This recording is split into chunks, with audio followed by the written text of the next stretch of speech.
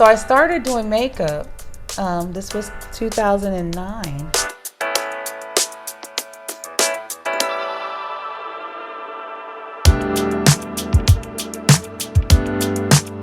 Martiya, I want to thank you for taking the time to be here today. Thank you. I really appreciate it. And thank you for putting on my makeup. For those of for those of you that are watching, usually I have a red mark underneath my eye. And that came from when I was in junior high school. I had 2 fights, and the second one left a permanent bruising under my eye. And it's more pronounced some days than others. And luckily today I have someone that's trained in doing makeup and also hair.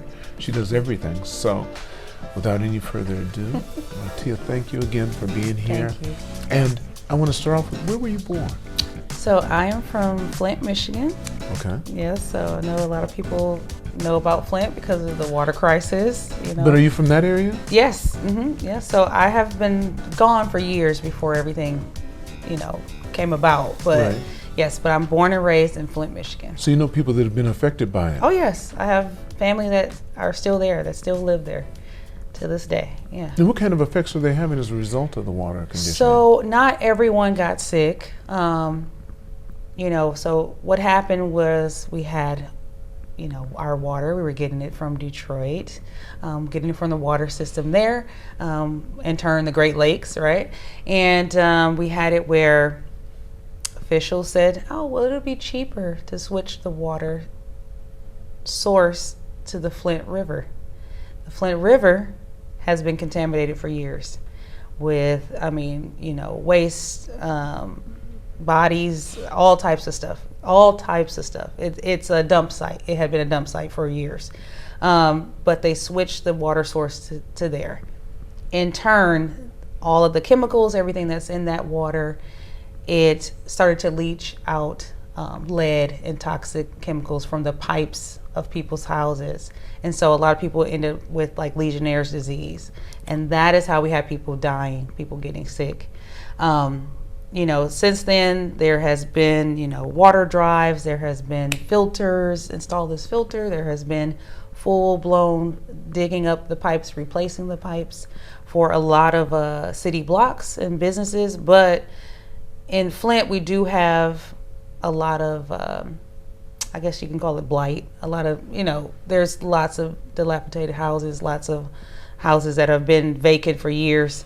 And so you'll probably have a whole city block where there's 1 or 2 people that actually live on the block. So that's like, today. Today. So they're like, instead of digging up this entire street, we can just kind of force these people out. That's what. Yes. And then rebuild it. And then rebuild. Yes. So it's it's something that's very deep. Like I don't know all the information about it, so it's something that I can't talk about. But a lot of people have kind of dove all the way into the politics of it all, the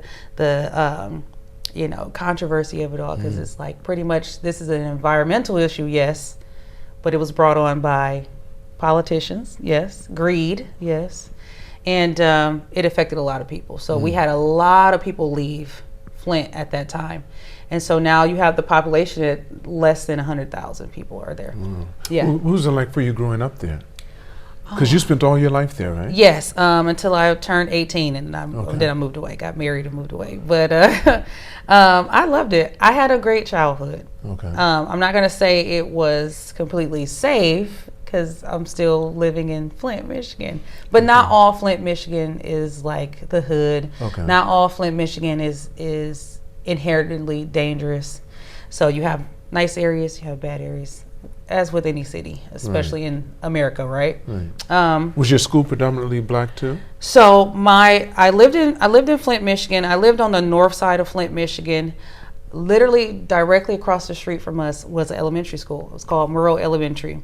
I did not go there at first. All of my siblings went there, and I was in a gifted program. Yeah, I don't know if you ever heard of gifted programs. Yes, of course. We had that. I remember when it started. Kind of close to like magnet schools and things like that. So the gifted program, I went to a school that was across town. It was called Doyle Ryder Elementary.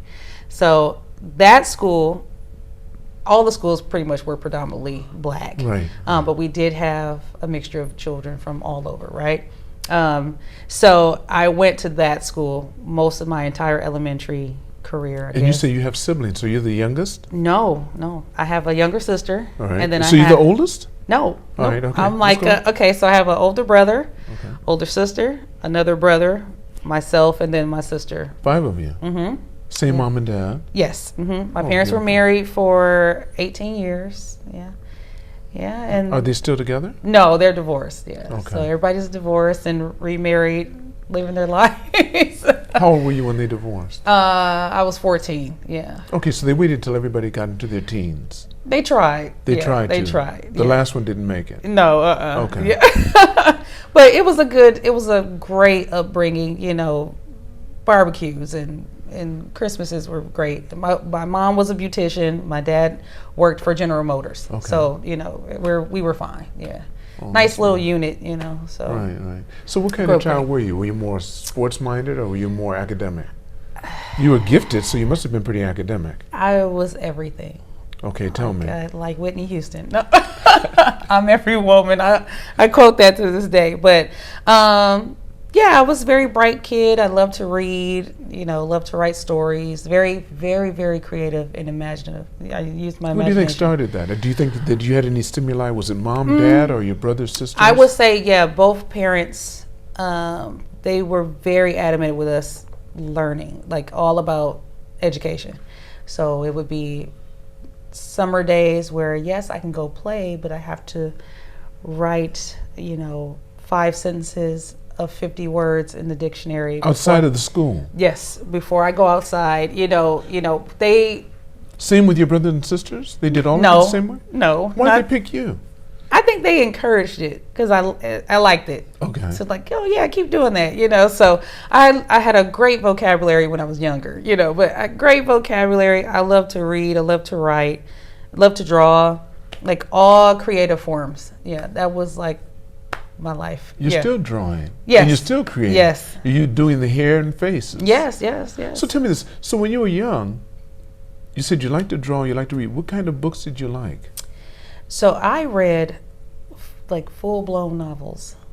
I was reading stuff that kids shouldn't read. Okay, tell me, what was one of your first, or your favorite? I can't remember. You remember? I can't but you remember. were doing novels. You knew you. Oh you yeah, like novels. full-blown. Like I would go to the library on my own. Like my parents would take me sometimes, but I would get on the bus.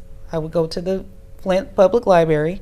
They had several locations, but I would go to, you know, one downtown, or I would go to one on the north side and check out tons of books. No one ever questioned me.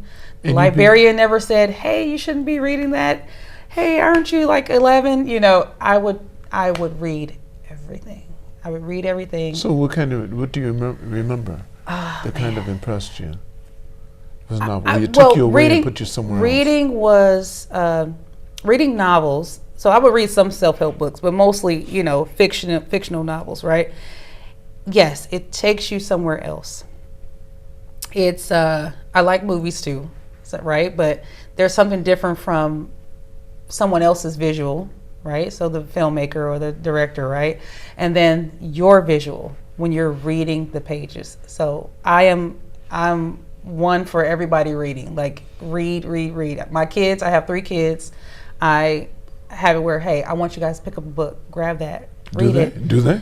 I have to kind of push them. I try to have them read certain stuff. Okay. Like, oh, I think this would be a great book, or even like the greats that we grew up, you know, stuff that we had when we were younger, you know, right. All the books that are banned, pretty much, you know, the banned books. I'm on my way to Florida, so it's like, what in the world, you know, banned books.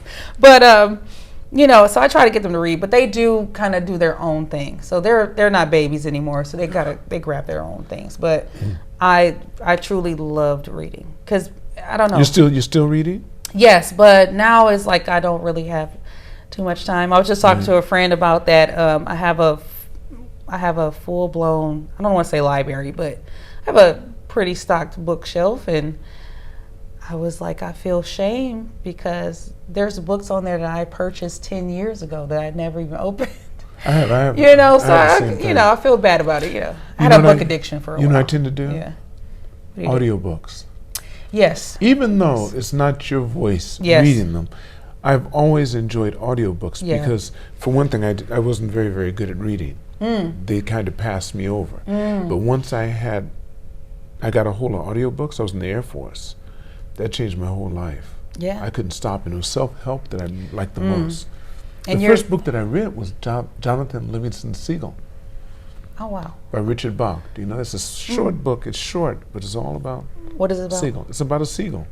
About a seagull. About a seagull Okay. that's supposed to be flying back and forth from the ship to shore. And he said, why do we just do that? Why don't we learn how to spin a little bit or fly like a falcon or do something? They said, that's not what seagulls do. And it took him on a journey. It's really interesting. Okay. It's a short book, though. I might They have even to made check, it into I might a have movie. to check it out. Yeah. They made it into a movie. I like all types of books, so I would read it. Just Okay. let me know. All right, so as you got older, what did you find that you were more focused on? Because you went to this school for the gifted. What Yes. was that like? So it's From what grade? So I went there from literally kindergarten all the So way that's all you knew. all the way until 4th grade, right? Okay. When it was time for 5th grade, I went to the school across the street from where I lived. So I went to Merle Elementary, and I love all my friends. We're still friends to this day. Everybody I was in class with, we're still friends to this day. And it was different. In what way? It was hood. It was hood. Was it like It was hood. you ever see Key and Peele? Yes, You uh-huh. remember when he comes in and says, "Okay, kids, I was an inner Yes. city kid. I was an inner city teacher for 20 years." He ain't gonna play I'm no sorry, he games. said- Yeah. He says, "Where's Jacqueline?" or something like this. Jaqueline. Jaqueline. So it was kind of like that. It was- It wasn't that so much. My but it was- teacher is, she's still here to this day, Miss Booth. I love you, Miss Booth. I don't know which camera Wait, we're oh, looking you to, can but do these two. These two are your cameras. Miss okay. Booth, I love you. Okay, I know she will watch this. Okay, she was an excellent teacher. I've had excellent Which, teachers. you got her in the 4th grade? in the 5th grade. 5th grade. So I go to Merle Elementary School. I'm there, and I'm like, I would talk extremely proper. So my English is very proper. Oh, sorry. My English is very proper. I'm very kind. I dress different. Sometimes I look a little different, right? And the kids are like, "Where did this girl come from?" And it's crazy. I only lived across the street, So it's like who is this girl? And then, so I got teased a little bit. Okay. Just Because you could handle yourself because you had older brothers and sisters, so you didn't have a problem there, did you? I did not like to fight. I never liked to fight. I never liked confrontation. Still to this day. Okay. So I've been actually I've probably gotten into like 2 fights in my entire life. So I thank God for that. Right. Because it's just not me. Even though I grew up in the hood, and I always tell people this too, like I grew up in the hood, but I'm not hood. And there's no problem with that, That's you right, know. But yeah, I had trouble with it, but I was telling myself, hey, just stick to yourself. Doesn't make sense for you to try to pretend to be somebody else. And that was me then as a child, and that's me now as an adult, I hear you. So, and I always tell my children the same thing, just be yourself. Well, they're completely, come on, they're international kids. They're They've been all over the international world. kids. They're going to have trouble no matter where they go because they're not local. Yes. So They've been to many places. They've been to many places. I have my 2 younger children were born in Okinawa, Japan, right? So literally, The other side of the planet. we go into they're in adolescence. We go into Georgia. We're living in Georgia. We're a military family, so we're living in Georgia. And my son's first week in school. He's in middle school. They're like, "Okay, tell us where you're from." And he says, "Well, yeah, where you were born or where you from?" He said, "Yeah, I was born in Japan." And the kids cursed him out, Right, of "Oh, course you're so proper. You're Right. lying. You were never born in Japan."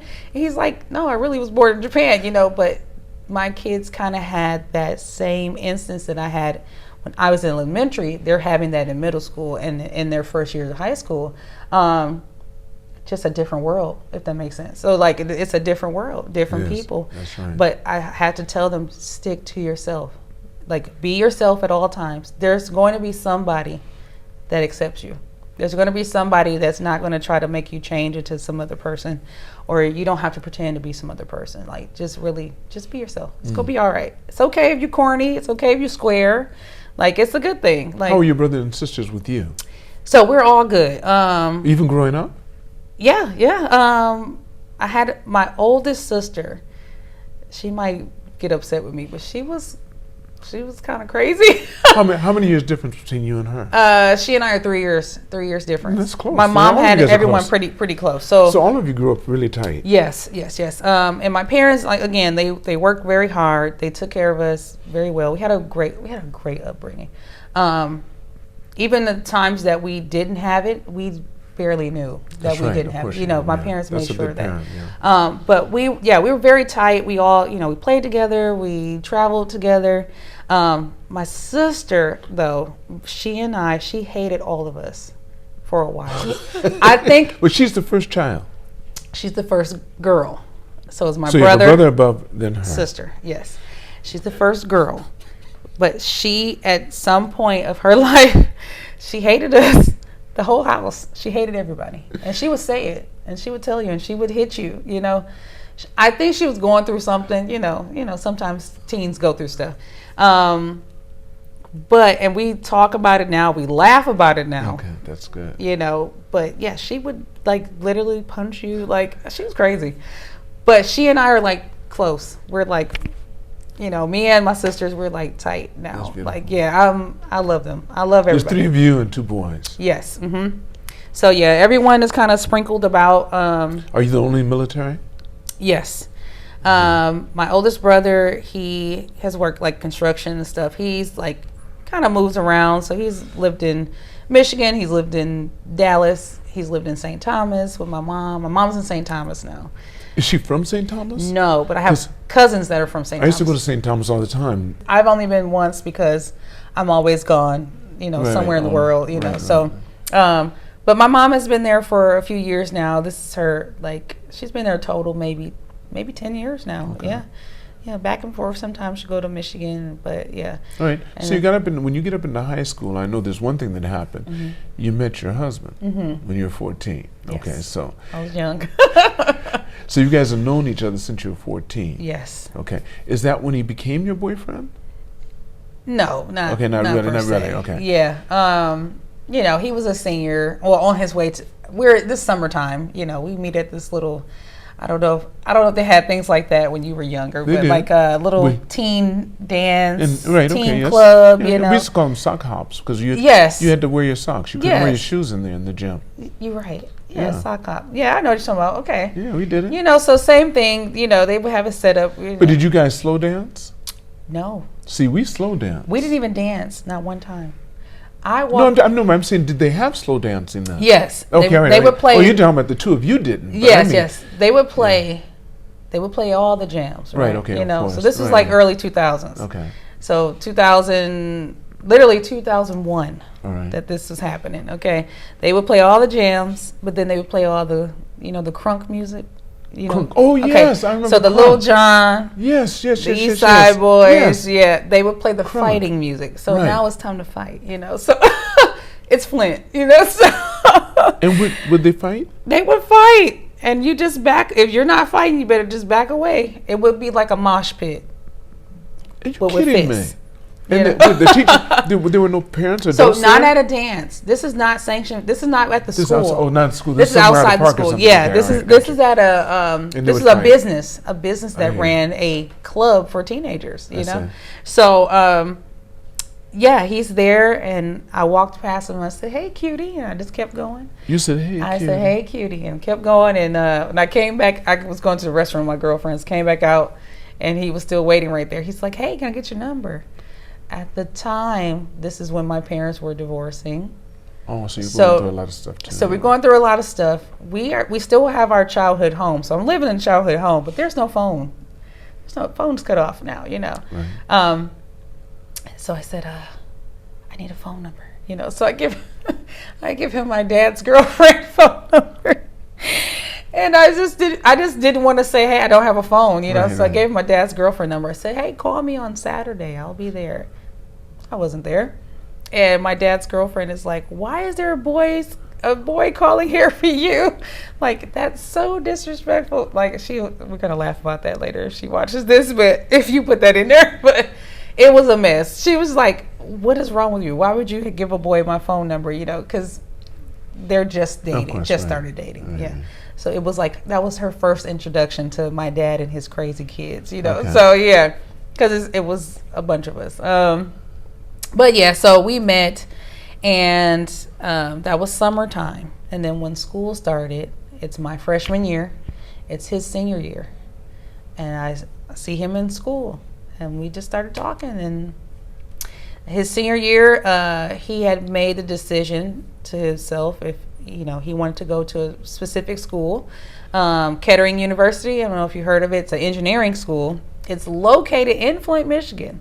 It is one of the top engineering schools in the world. Okay. Literally, people from all across the world fly there, tuition, go to that school in the heart of downtown Flint. And it's dangerous, and it's different, and it's totally different from where they come from. But that is where the school is at. But it's one of the top schools. Mm-hmm. And he wanted to go to that school, but he did not. He was this short of the requirements. His GPA was not high enough. They wanted 4.3. They wanted the excellent students. And he was a great student. He was very smart, very, very smart young man. And so it didn't work out. He said, if I don't get into that school, I'm going to go into the Air Force. And that's exactly what happened. And he's a senior chief, He's a chief master sergeant now. That's the highest you can go. He can't get any highest higher enlisted, than that. yes, highest enlisted, and he is doing My fantastic. goodness. Yeah, he's doing fantastic. So this is his second year as chief. Yes, and we loving it. He has to be proud of him. He has to Very. be so proud. He's met not President Trump, not President Biden. Okay. Well, matter of fact, he did meet President Biden. Sorry. Okay, he did. He's met Biden. He's met Obama. He's met Obama. He's met both of them. That's Isn't that crazy. something? That is beautiful. I just thought about that. done He's it. met both of them. And he's taking you along on the whole ride. Yes. It's That been beautiful. That is so good. It's been a great. How many children great do you journey. have? So we have 3 children. Okay, so wait. So from there, high school, did you go into college? So high school. He went to the Air Force. He went to the Air Force. So again, he's older than me. So I finished my high school career, and literally at the point of before finishing my high school career, he has already come back a few times. After trainings, right? And we had a daughter. So I had a baby, literally our first daughter. She's 19 years old now. Right. I had her when I was 18 years old. Okay. Yeah, so I turned 18 April 5th. I had my daughter April 18th. This is 2005. I graduated from high school May 3rd or May 5th, I think. I moved to North Dakota where he's at. We get married in September of that year. Now, she's how old when you guys got married? She's a few months old. Few months, okay, yeah. right. So, April, May, June, July, August, September. Right. Few months old. We get married September. By December, we are moving to Okinawa, Japan. Yeah. All in a few months, span of time. How did you handle that? Because there had to be so many question marks. He's not there. You're pregnant with this child. It was a lot. And I'm sure the emotions are going this way and that way. Yes. And then you had to deal with your parents. My parents were very upset. They also were like, okay, well, we know Michael. He's a nice guy. He says he's going to marry our daughter. We'll see what happens, And Martiya, she's smart. She's a sweet girl. She's going to still go to college. It's going to be all right, whatever way it goes, right? And, but everything worked out the way it was supposed to work out. He's like, okay, you ready? Let's go. Here's your plane ticket. Like, let's go get ready for this ride. And, yeah. Well, how did that make you feel? What were you thinking? Well, I've to be honest with you, it was, I don't want to sound weird. I don't want to sound so spiritual, but it was my destiny. You knew that? Yes. From what point? What point? I did had you feel already, from the moment I was still pregnant. So like at the moment I said, yeah, I can see the whole thing. You knew. I had dreams. I'm like, we're gonna be Women are married. very perceptive. No, but I'm like, I think all of us have it, but some people got tune in better. it. Sometimes Sometimes I literally will dream it out, and it will literally happen for me. Not like, and then sometimes too, deja vu. We still don't know what that is. That's right. We don't know. Maybe we're from another universe. We true. never know. I still don't know what that is. Why do we have deja vu? because it's so real, right? It's like, I was here. This happened already, right? So I just knew. I knew that we were going to have this life together. I didn't know that I was going to be here today, but I knew that we were going to have this life across the world together with kids. How many countries have you been in? Living or just visiting? Been visiting as a result of the military. Maybe 20, maybe 25. I love to travel. Like it's amazing. Yeah, I love that my children are exposed to so much as well. That's good. We've been everywhere. So we've been everywhere. That's beautiful. Yeah. It's just I just knew. I knew my destiny. I knew what was to come, and we got married, and it was hard because now it's like I'm 18. I'm an instant mother. I'm an instant wife, right? And I'm like, I need to be like my mom. My mom handled it all. My mom took care of all these kids. She took care of my dad. Everything seemed seamless, right? So I was like, I can do that too. I want to be seamless. But now I'm in an entire different country. That's right. You got a whole nother issue. Right? I have no support. Right. I have nobody's there, Right. I have to, and now I'm an adult, but I'm also a mom. So now it's time for me to make my friend groups. It's time for me to figure out what I want to do with my life. So yeah, I enrolled in school immediately. We got there and I went ahead and started going to school. I just enrolled. So you got your degree? I do not have my degree. I am a serial student. No, right, serial right. college student. Right.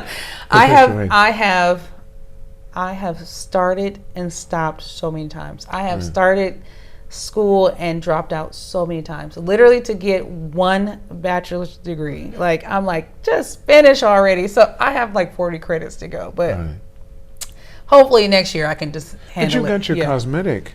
Yes, so I have all of that. And your beautician. Yes, so certificate. I am a English major. I wanted to get my degree, and then I wanted to go back in and become a teacher. So secondary education. I wanted to teach high school seniors. I wanted to do English for high school seniors to make sure that they are prepared for college, because it's a different ball game. Going to school, high school in Flint, Michigan, we did have I went to Flint Northern. The school is no longer there now, but I went to Flint Northern. It was a very prominent school, very prominent high school for years before its closure. But we had some great teachers, great educators there. And we had one English teacher this lady was so intense. I cannot remember her name. I know people are going to cuss me out, but she was so intense, but she was like, I'm trying to prepare you. That's what she would always say, because we was like, why do we have to do all this? But she literally gave us college level work, and we're in the 11th grade, and and she's like, you're going to know what to do when you go to school. There will be no question. There will be you can't, format a paper. You can't answer, you can't do anything. So right. she was very intense, but I said, I want to be like that, because when I got to 12th grade, it was, this could have been a result of, at that time, we had a lot of teachers that were getting pink slips. So you know how that goes in different cities with the school system. Mm-hmm. Oh, we're running out of money, budget cuts, da-da-da-da. The first thing they start doing is cutting salaries, cutting teachers, which is like, we need them, that's not the answer. These are people who really were very passionate. They were cutting folks that were some of the most amazing teachers I ever met in my life. Like, these people were amazing. And I recognized that even as a child, that these people were changing lives, right? Truly motivating students. So when I got to 12th grade, I do believe that that particular teacher had got a pink slip, right? So because her demeanor changed, and it was like, I'm not teaching anymore. Right. So I remember a time. So I'm pregnant. Okay, I'm pregnant. She knew that? Yes. School's allowed. It was still shameful. Right. It was still taboo. But not that. But girls get pregnant all the time, right? And it's the inner city. Oh, the girls are pregnant. Who cares? And I had a beautiful baby girl. She is like, and she's an IT professional. She's smart. She's beautiful. She's kind. She a little crazy, but she reminds me of my sister my oldest sister when she was younger.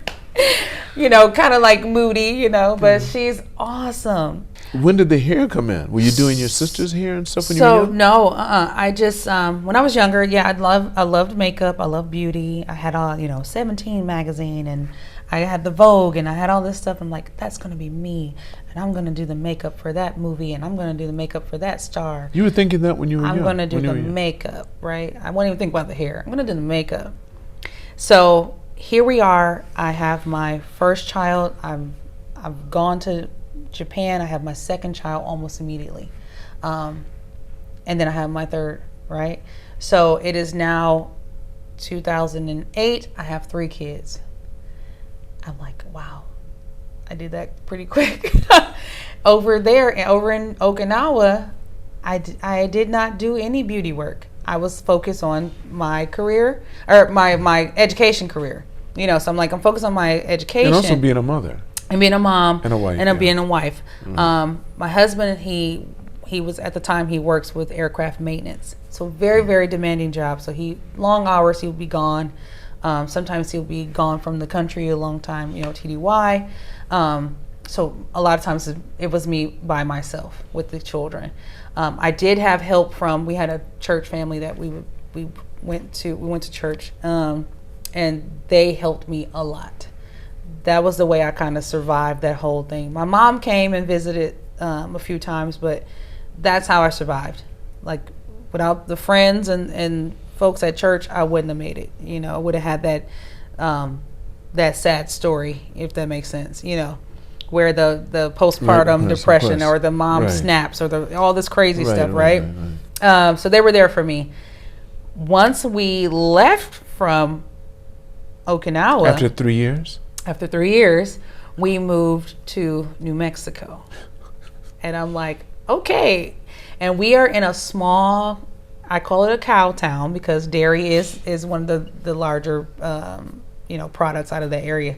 But cow town, we're in a small town. It's called Clovis, New Mexico.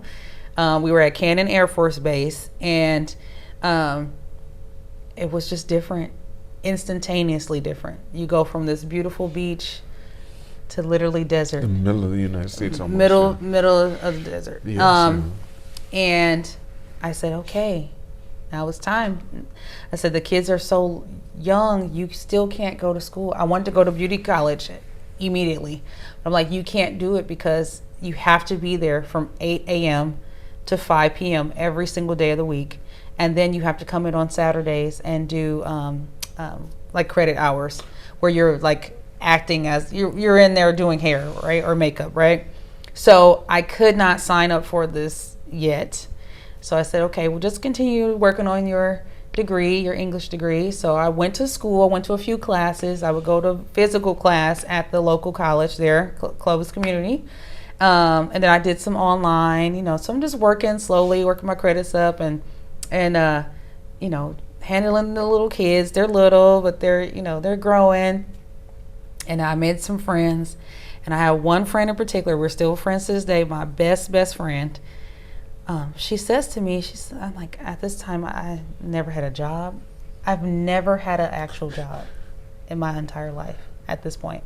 And now I'm 24, Right. And I said, I really wish I could get a job. I really wish I could have my own income. Doing what? Because I started doing makeup. This was 2009. I thought you did hair first. Mm-mm. Oh, that was makeup. the second thing. Yes. So you did makeup first. So makeup first. Okay, right. I started off with makeup. So I said, I'm going to be a makeup artist because it's time now. I said, you're an adult now. Go buy your kit. Start. So you went to Mexico. I'm in New Mexico. So I have the little kids, but I'm like, start your beauty business. At the time, it was called Painted Faces. I was Painted Faces MUA and makeup artist. And I was charging $25 to do makeup. I was very bad. For whom? Anyone. If you had an event that was happening, you had photo shoot, I'm like, hey, I'm a makeup artist, I'm local. But you had no training. I had no training. So I had were not you gone looking to at YouTube or something? YouTube was starting to jump Right, off. starting Like to so, jump it off, would be right. like there wouldn't be an artist there showing you how to do people's makeup, but there would be influencers right, starting making off. them- right, right. Oh, this is how I do this, right? Okay. And so, no, I knew certain stuff, but I'm like, you're not going to know unless you practice. Right. So I started practicing. I would call friends over. I would do their makeup. I would practice my photography with people. No, where'd the photography come in? I've always loved photography. So Okay, wait. So you'd make them up and then you I would take their photos. Okay, Yes, so you're doing yes. portraits and So stuff, I'm okay. like, I'm just kind of like tying in all my creative Were you sides. charging them for this too? So only the people who were like booking me, I was charging Right, them. So okay. my friends, and Right. if I called you and said, "Can you be a model?" No, just I come hear. be a model. But yeah, I was charging $25 a face, and I would have people who would book me and then cancel.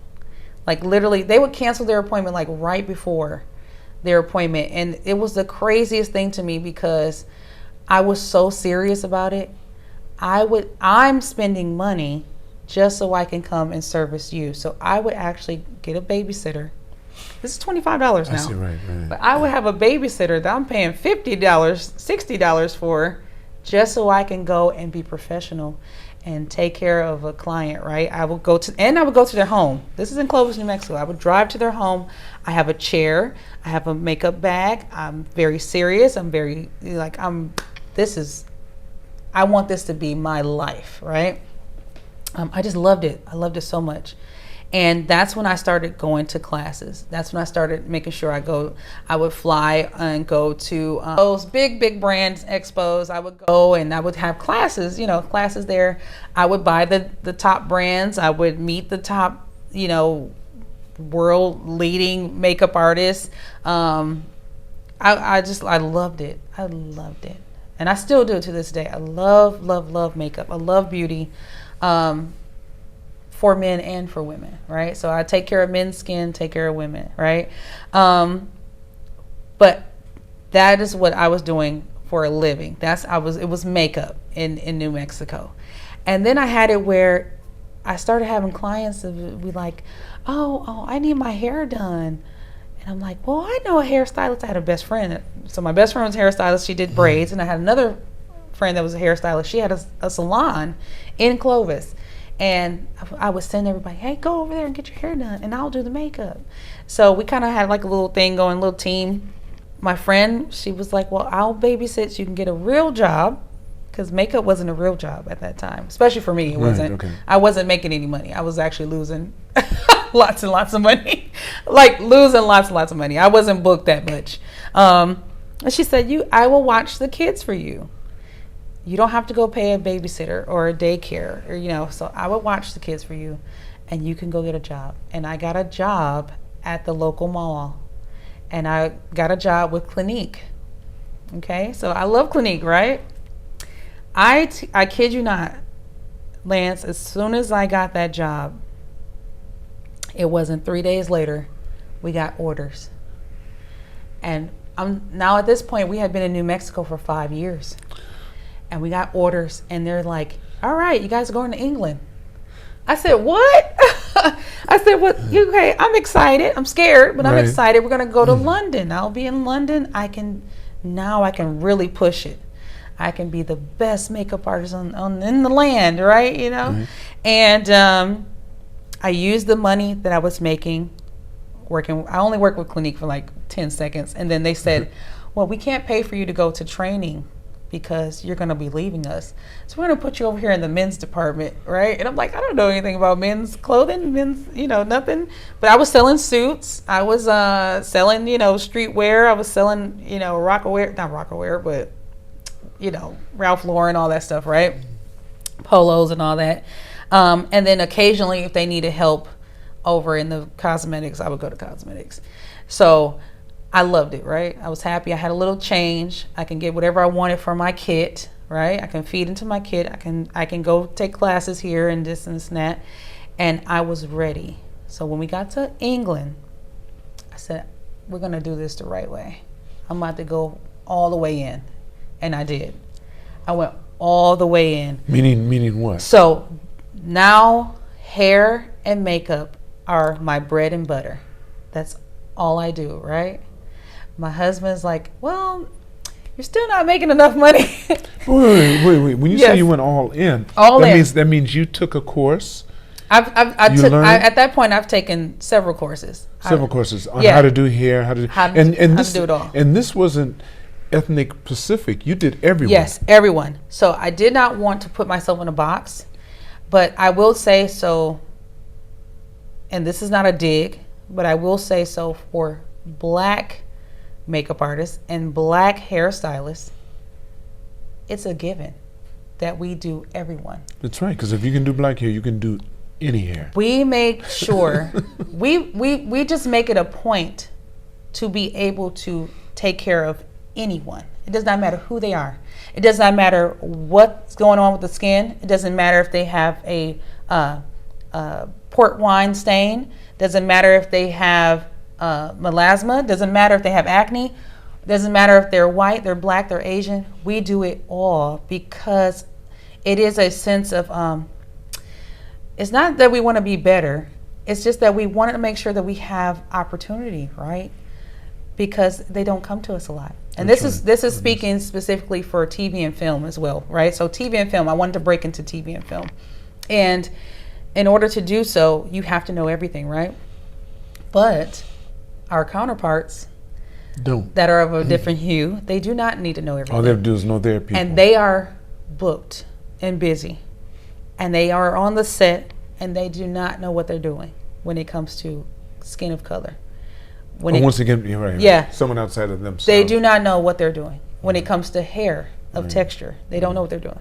You gave me an example. You told me about here in Japan. We can touch on that too, because you were in Okinawa during that time, and you said you tell the story about how black women will go into beauty salons here. Yes. And it's not a dig against Japanese. You told me that too. Yes, it's not a dig against because they're some of the best in the world. And some have done good jobs. Oh, yeah. Sometimes what happens? So here in Japan, you'll have it, and there's, every 10 feet you walk down the street, there's a hair salon, right? There's hair salons enough. There's more hair salons here than anywhere in the world, right? But you have black women, and you have women of mixed race that have, or even some white women, or even Greek or whatnot. Jewish. If they have curly hair, highly textured hair, and they walk into a salon, they'll walk in and they'll say, "Sorry, no, we can't." They will do this in their face. Because they can't do it. We cannot help you. Go away. Pretty much, go away. Don't come back. And again, I've talked to several women who live here, who have been here for years, and the first time it's like, oh, okay, wow, okay, I guess that's just part of Japan. But the third time that happens to you, it hurts. You know what I'm saying? What's wrong with me that I can't get service? Why can't I come in here and get service like everyone else? Why can't I have the respect as everyone else does? And I have made it my passion, my decision. I've talked to my family about it, and I've said to myself, I know it's going to be hard to try to end it on my own, but I want to kind of change that narrative. Here in Japan. So I have now the passion and the goal to open a salon here in Japan, a textured salon, right? So it's not brand new. It's not a brand new concept. We have several that are here in the Tokyo area, right? But I want to open up something that is for us. I don't want to, when I say for us, I don't want to say only black people can come in here or only African people can come here. No, I want something for anyone with textured hair. Anyone that has experienced any type of, disrespect, any type of discrimination because of their hair at a salon in Tokyo, please come see us. I want a space like that. And not just me doing hair. I want it where we can get some of those highly talented, highly skilled Japanese stylists in there, and that they are having a chance to finally work with textured hair. because that's the only problem. But I heard It's there's just that another there's, problem too. there's They just- can't get the chemicals. so I heard, because I was talking to one girl, she's Japanese, and she said her biggest issue is she can't get some of the chemicals that are necessary for textured hair, and it is different than what they have. yeah, that's true. That's true. There's ways. Okay. There's always There's ways. always a way. It's- But she probably didn't have access to those ways Yeah. because she was saying that's what she finds being her biggest deterrent. Yeah. She has to know somebody on the base or she has to do something else, but she said it's difficult to get it in the quantity she wants. Yeah. Yeah. It's There's very ways. difficult. If you can get anything else here, why not a relaxer? Japanese straightener is a relaxer. It's just a different form of relaxer. It is a very strong chemical. Hair color, it's here. Very strong chemical. Bleach, very strong chemical. All these things are here. Aerosols are here. Sprays and all that stuff is already here. It should not be a problem to get, you know. It's going to take some. You said one person. It only takes one person. If Yeah. you have that strong a feeling about it, you can be the one that starts it. Yeah. Because once you start it, it becomes a wave. Yeah. And And then before you know I'm it, hoping for it because will. I feel like hair in foreign countries, and I can just talk about Tokyo specifically, but hair in Tokyo, hair in Japan, textured hair, I feel like it's 2024. We shouldn't be having this conversation still about how you can't find somewhere to get your hair done. It's ridiculous. And with the population growing by the minute with people with hair that looks like this, why is there no one making the moves to take care of because they want that? you to do it so you can make so much money. Right. So you can be the Oprah Winfrey Hey. in the beauty salon area here. And- It says, sister comes to Japan and cleans up. So, you know, and I am happy that it is lucrative, right? It is. But again, of course, we all want to make money on But what we that's- do. And I think money's, a lot of people like Yeah. to say this, and I want to defend money in this respect. They say that money changes people. I said, no. No, it doesn't. Money amplifies people. If you're doing something good, you can do even more of it. Yes. And they never talk about the philanthropy that people do because they realize Yes. you have to give. You're not going to keep it anyway. It's unknown.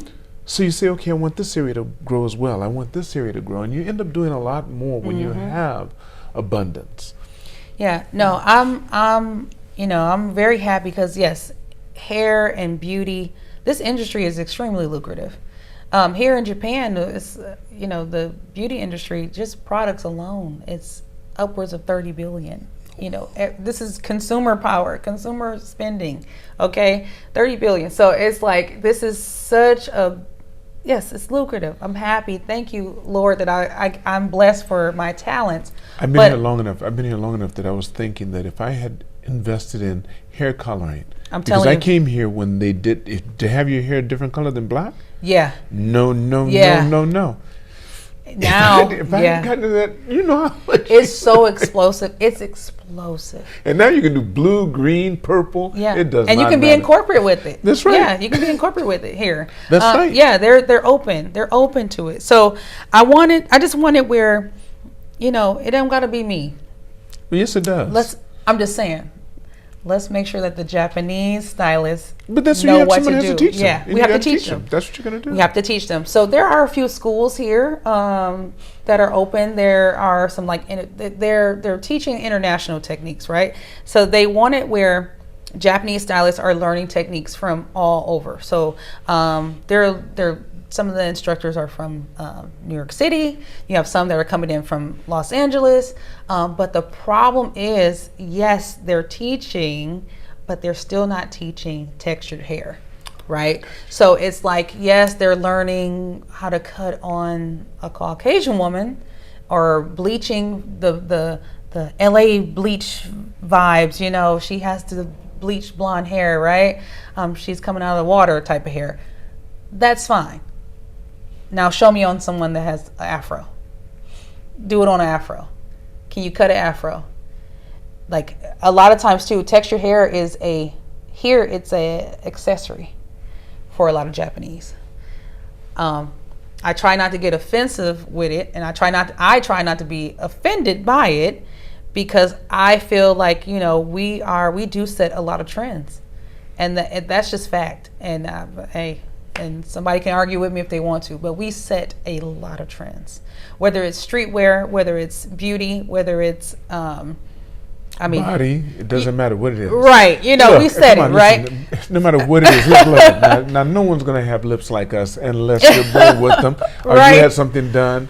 So the hair, the trending hairstyles, which are, I don't want to say native, but are natural to us, locks, afro, textured hair, right? We have salons here, Japanese stylists and Japanese people who go to the salon and they will get their hair permed to be an afro, right?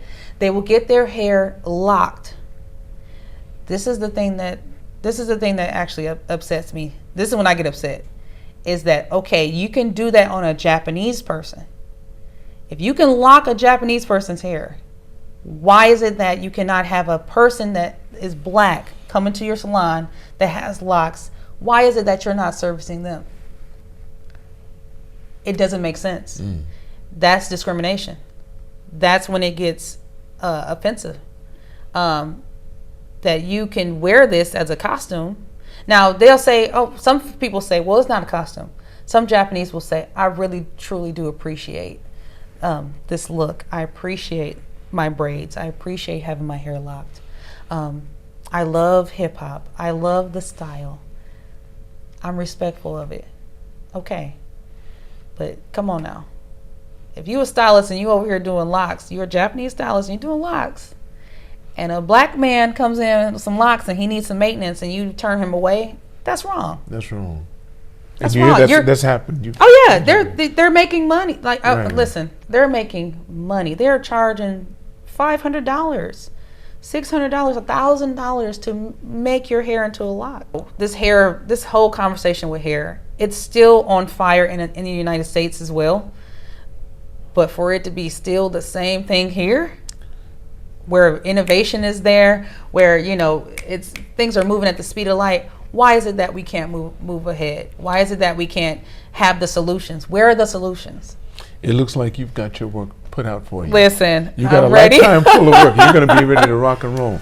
I'm ready. Listen, Martiya, before I end the podcast, there's a question I always like to ask everyone. Okay. If you can go back in time with all the knowledge you have now and meet the younger Martiya and give her advice, how old would she be and what advice would you give her? So I've been asked this question before, and it's always the same answer. Save your money. Save your money. Okay. Spend you tell it. her that. How old would you Have be fun. how old would it be when you tell her that? I would be 30. At 30 you tell her 30 that. years old. You see. Remember, I didn't have a job till I was like 25 years old, so 24, 25. So I would say to her, save your money.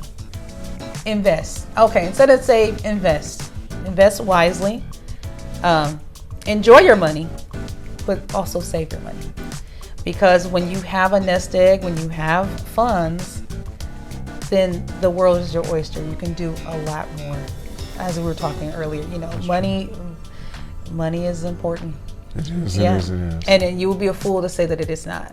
You would be, there's a way to be humble and have money, So yeah, I would be 30 and I would tell her to save your money, invest your money. One more thing, Yes. Martiya, how would people contact you? I know you're going to be leaving, but you're not sure Yes. if you're coming back or you're coming back? So I am on a military PCS. I'll be moving to Florida just temporarily. I will be back to work here, just getting like my visas together and stuff. So I'll be back to work October and December of this year, and then I will be back permanently next year, hopefully with the salon. We'll see. And I can be reached at powderandprosecco.com. That's powder and prosecco, like the champagne. Okay, and then also Powder and Prosecco on Facebook. And then I have Powder and Prosecco on IG and all that good jazz. But you guys just contact me. If you have questions about hair, I just answer general questions about hair, skincare, makeup. I'm a licensed master barber and a licensed esthetician. One more So, thing yeah. too before we end. You also did Aya. Aya Yes. Pute, who I taught when she was a little girl, and she was on the podcast. Those of you that look, she was on the podcast prior to this one, actually. So I think she was 362, and Martiya's going to be 363. Okay. And I Yes. love Aya. That's my girl. That's right. That's what she said. She said the same thing about you. I was That so she loved blessed you. to work her wedding. Like it was such a blessing. Yeah. beautiful. Yeah, it was beautiful. I'm like, she made me want to get married again. I want to thank you so much. Thank you so much for Thank this you. opportunity. I appreciate you. No problem. I want to thank all of you for watching or listening to this podcast. And never forget, it's all unknown, so continue to reach for the stars. Because you're too blessed to be stressed.